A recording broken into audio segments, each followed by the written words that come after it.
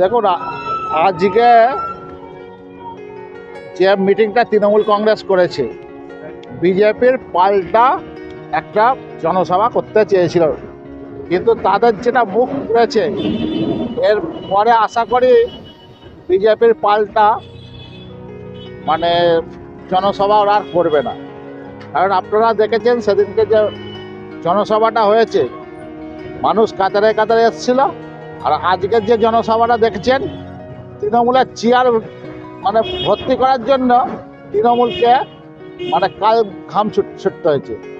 এরপর আর ওরা ভারতীয় জনতা পার্টি যেখানে জনসভা করবে, যদি ওদের লজ্জা থাকে তাহলে যদি ওদের যদি কান কাটা যদি না হয় তাহলে কিন্তু জনসভা করবে। আর যদি ওদের লজ্জা যদি না থাকে তাহলে তো আর জনসভা ওরা করবে না। একই ভাষা মমতা বন্দ্যোপাধ্যায় 3 দিন আগে বলেছে যে বিজেপি এক কান কাটা, তাই জন্য বিজেপি এত কিছু বলছে। তো একই ভাষায় কথা বলছেন।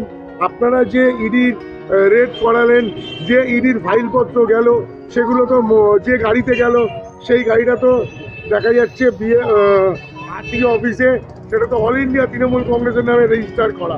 তাহলে সত্যিই কি পুরোটাই ঘটা? সাধারণ মানুষ বোকা বানছে।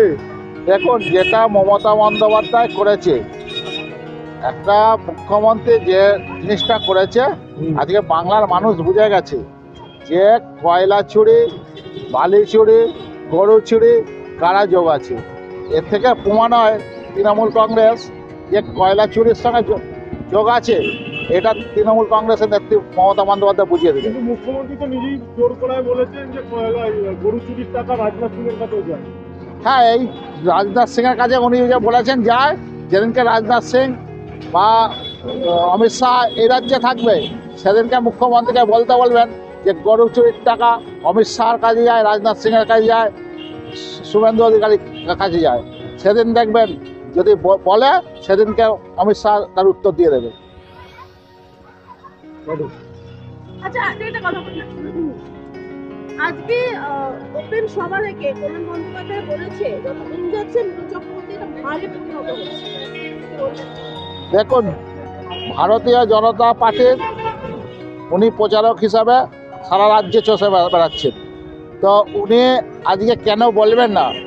আজকে যিনি মানে 4 বারের সাংসদ একটা মাঠ ভরাতে পারে না, সে অন্য মানুষের যে মাঠ ভরিয়ে দিচ্ছে তার সম্বন্ধে তো বলবে।